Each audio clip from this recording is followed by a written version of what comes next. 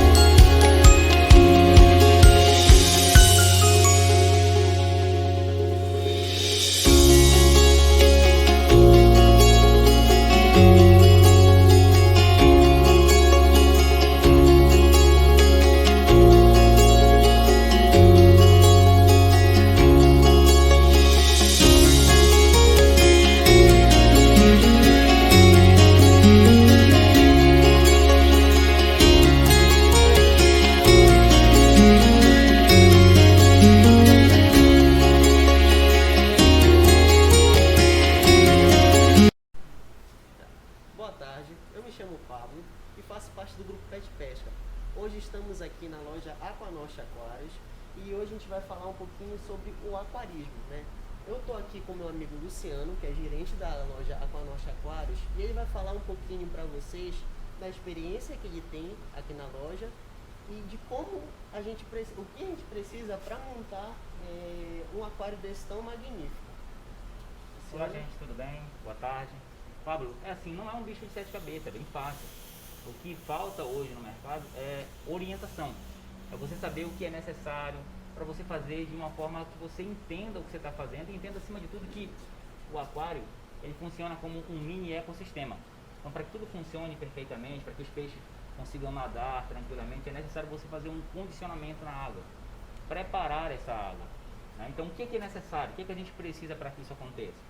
Bom, a gente, antes de pensar no peixe, pensa primeiro no condicionamento da água, que é você fazer o monitoramento de amônia, O teste de amônia ele vai dizer para você qual é a melhor água para você usar. Se é da torneira, mineral, filtrada, do poço, da chuva, né? Só por intermédio desse teste você vai saber qual é a melhor água para colocar no aquário. A partir daí, se houver contaminação, você tem como remover essa contaminação do aquário. Por quê? Porque já existem produtos que fazem isso com facilidade. Depois de você ter feito o teste de pH, depois de ter feito o teste de amônia, você vai fazer o teste de pH. De acordo com o peixe que você for ter, você vai ajustar o pH para que eles possam estar saudavelmente lá. Passado essa fase de ter feito o teste de amônia, ajustado a amônia, ajustado o pH, de acordo com o peixe que você tem, você vai para a terceira etapa, que eu costumo dizer, que é fazer a preparação, a ativação biológica do aquário, que é onde você usa o acelerador biológico, né? Hoje no mercado já existem aceleradores que você pode colocar hoje no teu aquário e hoje mesmo já te dá a possibilidade de você colocar o peixe, ou também existem aceleradores que são um pouco mais lentos, digamos assim, que é com 7 dias você já começa a colocar os seus primeiros habitantes. Então quando você faz esse processo de teste de amônia, ajusta a amônia, faz teste de pH, ajusta pH, fortalece a biologia, Pablo, isso fica muito fácil e muito tranquilo, né? Então por que hoje algumas pessoas deixam de ter aquário? Porque não tem orientação de que maneira fazer, como fazer, por que fazer, e acabam se frustrando, achando que o peixe não dá certo, coloca peixe morto, não quero mais. Por quê? Porque na verdade não houve orientação, não houve alguém que sentasse, olha, é assim que funciona. Para quê? Para que você veja, e o resultado dessa preparação química da água, agregado também com um bom sistema de filtragem, vai te qualificar a ter uma água assim, ó, sempre limpa e cristalina. Entendeu? Então não existe segredo, o que existe é falta de informação às vezes para a pessoa, informação correta. Isso vai facilitar para que você consiga ter um aquarismo legal, bacana, onde ele possa te relaxar, você possa curtir teu peixe da melhor maneira possível. Entendeu, gente? Positivo. É isso aí. Positivo. Luciano, a minha dúvida é quanto à filtragem. Como é que eu iria definir a filtragem no meu aquário? Um aquário de certo tamanho, qual filtragem você aconselha mais ou menos a utilizar? Qual o tipo de filtragem que tem? Outra dúvida que eu tenho é quanto a substrato. Todo substrato a gente pode utilizar no aquário? Quais seriam esses substratos indicados para se utilizar no aquário? Bom, Pablo, na verdade, assim, respondendo ao quesito da informação de qual é o melhor filtro, isso vai depender de que peixe nós estamos falando. Porque existem peixes que produzem muita matéria orgânica, que é o caso aqui, a gente está olhando do ciclista africano, eles comem muito, defecam muito, urinam muito, bastante, então você tem que ter uma filtragem muito boa, através da filtragem mecânica, que são os hang-on ali atrás, e a gente está trabalhando também com canister, que são aqueles caninhos verdes aqui, é um outro sistema de filtragem. Então você tem que ter um exemplo. Se você tem, Pablo, um aquário de 200 litros, um exemplo, você tem que ter uma filtragem que comporte pelo menos o dobro. Então você tem 200, você tem que ter 400, 500. Quanto mais filtragem você tiver sobrando, melhor será o desempenho e a qualidade da tua água. Se você tiver uma filtragem deficiente, e uma forma de você saber se a tua filtragem está boa ou ruim, é quando você olha para o aquário e percebe que a água não está cristalina, água turva, amarelada, com cheiro desagradável. Isso são características de deficiência na filtragem. Entendeu, Pablo? Agora, no quesito de substrato é muito relativo a gosto. Tem várias granulações, estilos, modelos. Claro que algumas elas vão alterar o pH, uma que é a dolomita, que ela é branquinha, então ela sobe teu pH muito rápido. Mas se você quiser colocar véu de noiva, que é um peixe de água alcalina, legal, dá para colocar, mas você já não pode usar a dolomita quando você quer usar os peixes tetra, neon, a carabandeira. Por quê? Porque são peixes de água ácida. Então se você colocar a dolomita, ela vai subir o teu pH, então já começa errado. Às vezes o cliente ele comete esses erros, esses equívocos, justamente por não entender.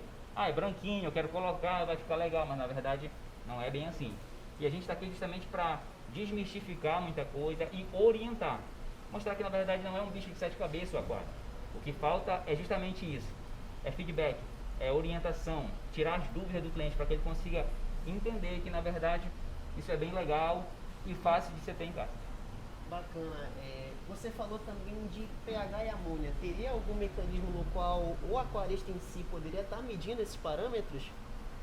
Sim, Pablo. Existem testes de pH, existem nacionais, existe alemão, italiano, né?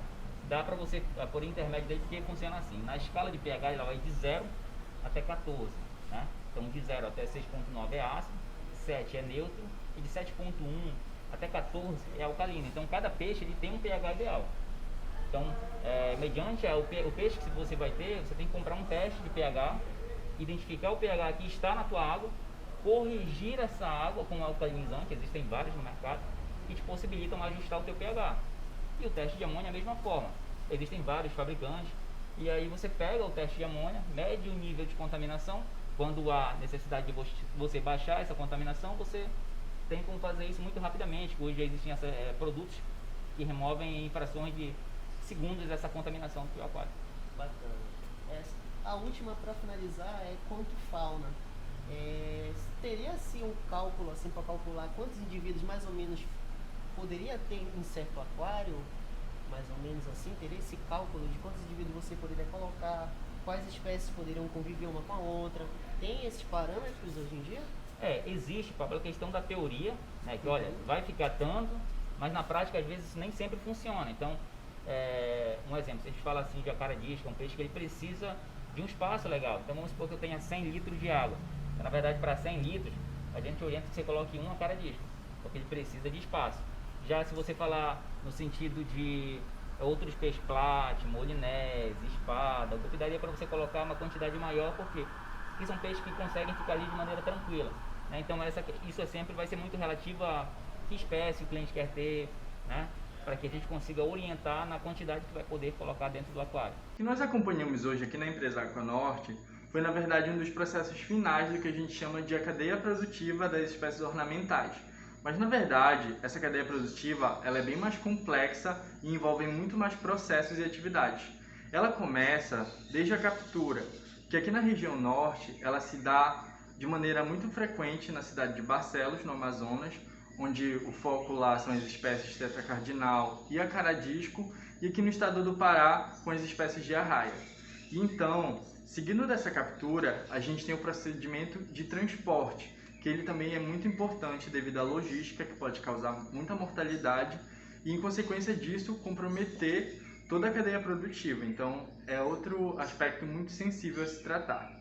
E, por fim, a gente tem o transporte dessas espécies até o comercializador final, que vai ser ele que vai poder repassar ao consumidor final. E esse mercado ele vai variar entre a exportação, para ser mandada para fora do país, ou no comércio local, para ser mandada não só para os estados da região norte, mas também para os outros estados do Brasil.